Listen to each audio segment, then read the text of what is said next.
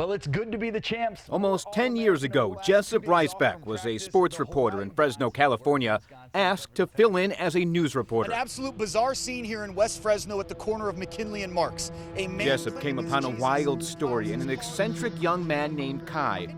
I'm Kai.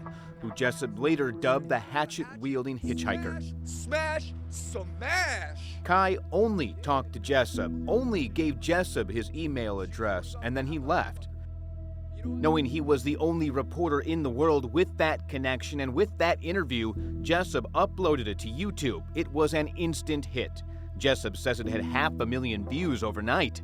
The story of what came next, Kai's rise to internet fame and descent, eventually leading to him being imprisoned for a New Jersey murder, is chronicled in the smash hit documentary, The Hatchet Wielding Hitchhiker, leading to a variety of emotions for Jessob.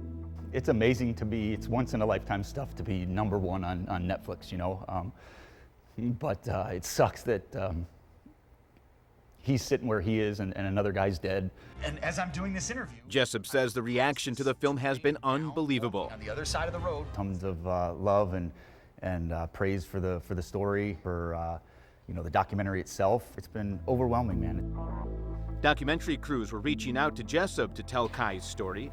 After he chose the filmmakers, Jessob was a crucial part to both the making of the film and the story in the film. You know, I was providing a lot of the contacts, a lot of the, you know, the people that you saw in the documentary, a lot of the video, a lot of the pictures, and a lot of the information about Kai. And I was a middleman between the documentary company and Kai. I was in contact with Kai the entire time. he's calling right now. Kai, hello? You have a prepaid call. You will not be charged for this call. Also kind of the guy that wove the story together, kind of the storyteller, if you will.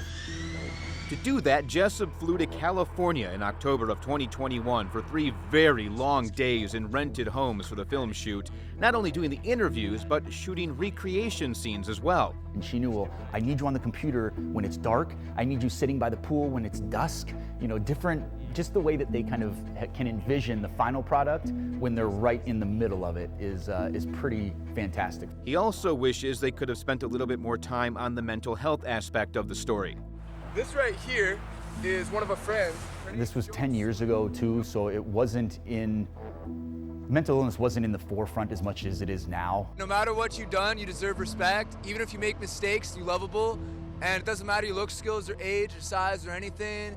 You're worthwhile. You know, he could have had anything and everything in the world, and it's just not what he wants. He didn't want it, and that's totally okay. A sad and brutal turn to what was such a great story. Do you think you would be where you are today without Kai? Career-wise, yes. I mean, you know, I firmly believe like I would be a evening news anchor in Milwaukee if that had never happened. Would I have the life experiences and the emotions and the knowledge and be the person that I am without having done that? Absolutely not. Do you think he would be where he is without you? Yeah, I mean, it depends how you mean that, and part of it's heartbreaking to think about it, and part of it is, I mean, the short answer is, I don't know. You know, as far as if I wasn't the only one that he talked to, if I wasn't reporting news that day, he probably would have talked to someone else. Kai has a petition of habeus corpus, a type of appeal, in the works, and hopes to be the next Rubin Hurricane Carter, the boxer wrongfully convicted of murder and released after almost 20 years in prison. As crazy as things got here, As for Jessob, his first day as a news reporter turned into something he never expected. You know, I was just a human being and a journalist trying to do all I knew how to do to help him.